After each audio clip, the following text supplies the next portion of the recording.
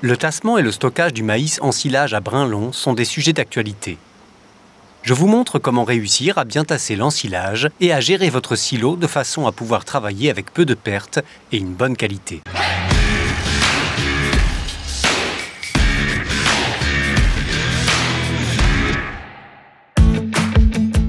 L'un des arguments que l'on entend souvent, c'est que le shred-ledge serait plus difficile à tasser que l'ensilage conventionnel. Mais ce n'est pas vrai. Nos propres mesures et plusieurs études internationales ont montré que le shred-ledge, en raison du bon défibrage, se laisse tasser aussi bien, sinon mieux, à condition d'avoir une qualité de hachage et un conditionnement de la plante qui soit optimal. Par ailleurs, il faut aussi, lors de l'ensilage, évaluer et optimiser la situation et la configuration du silo, ainsi que la technique de tassage. Dans notre exploitation, nous ensilons aussi bien sous forme de silos taupinières que dans des silos couloirs avec des murs. Dans ce cas, nous roulons sur le silo lors du déchargement des véhicules. Nous tassons avec 2-3 tracteurs qui exercent un poids de 44 à 62 tonnes sur le silo. C'est un élément important parce que, par tonne de masse fraîche livrée à l'heure, cela représente à peu près 0,3 tonnes de poids de tassage. Pour une livraison de 150 tonnes, cela donne un poids de tassement de 50 tonnes minimum sur le silo. Grâce au bon tassement, nous empêchons la multiplication des clostridium et des levures. Par ailleurs, cela nous permet de réduire considérablement les pertes d'ensilage. Nous portons aussi une attention particulière à la répartition du fourrage lors du déchargement. La benne décharge le maïs en l'étalant uniformément sur tout le silo. Le premier tracteur de tassage se charge alors essentiellement de l'étaler, les autres uniquement de le tasser. Gardez en tête ce principe de base. Ce n'est que lorsque le contenu de la benne est complètement étalé et bien tassé, c'est-à-dire quand on ne voit plus de maïs volatile, que la remorque suivante peut venir décharger. Si l'infrastructure le permet, nous tassons en diagonale pour obtenir une densité aussi élevée que possible, même sur les bordures. Par ailleurs, le silo doit être adapté à la quantité à récolter. Le silo, surtout le silo couloir, est souvent rempli trop haut, ce qui ne permet pas de le tasser comme il faudrait. C'est une erreur, parce que cela donne aux levures et au clostridium une base optimale pour se développer. Des évaluations ont montré que les pertes d'ensilage peuvent varier entre 6% et 25% et qu'elles dépendent de l'avancement hebdomadaire et de la densité. C'est pour ça qu'ici, nous attachons autant d'importance à une bonne gestion du silo et à un tassement optimal.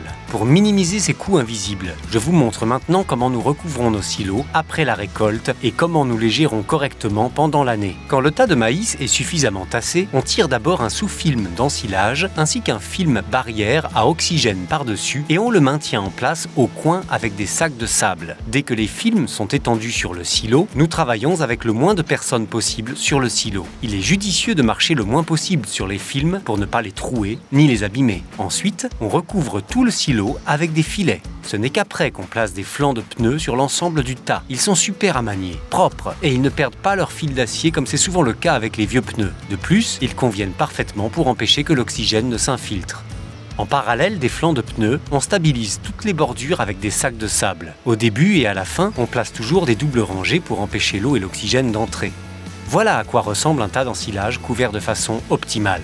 Il a maintenant les conditions idéales pour une fermentation lactique complète qui ne sera pas perturbée par des levures ou des fermentations acétiques trop élevées. Quand c'est possible, nous laissons le tas fermé 2-3 mois et nous utilisons pendant tout ce temps-là le maïs ensilage de l'année précédente. Cela permet une bonne transition étant donné que le silo a bien fait son œuvre et que l'ensilage est plus digeste. Vous trouvez tout ça excessif? Une chose est sûre, c'est que la production d'un fourrage de base de haute qualité coûte cher. Ici, nous récoltons environ 20 000 tonnes de maïs ensilage par an. Pour une valeur moyenne de 45-50 € par tonne de masse fraîche, cela donne une valeur comprise entre 900 000 et 1 million d'euros. Derrière cette surveillance coûteuse de notre ensilage, notre motivation est claire, c'est la réduction des pertes de fourrage. Chaque % de fourrage perdu nous coûte 10 000 €. En moyenne, les pertes d'ensilage se situent sur les exploitations laitières entre 6 et 25%. Par conséquent, vous devez vraiment vous poser la question de savoir si le temps passé à contrôler l'ensilage et le bâchage du silo est vraiment trop fastidieux et trop coûteux, parce que c'est là qu'on dégage les meilleurs revenus horaires de l'année.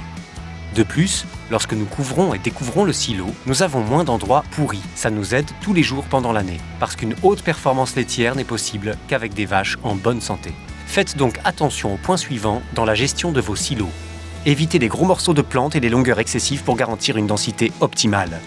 La règle pour le poids de tassage, c'est la livraison de matière fraîche par heure multipliée par 0,3 correspond au poids de tassement sur le silo. Étalez le fourrage de façon uniforme sur le silo pendant ou éventuellement après le déchargement. Ne déchargez la benne suivante que lorsque la précédente est complètement étalée et bien tassée.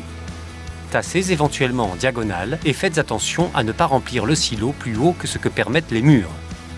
Recouvrez le tas avec des bâches et des filets intacts et faits pour ça, et utilisez des flancs de pneus et des sacs de sable pour les maintenir en place et assurer l'étanchéité. Maintenant que vous voilà parfaitement informé, il ne peut plus rien vous arriver à la prochaine récolte du maïs. Je vous souhaite beaucoup de succès.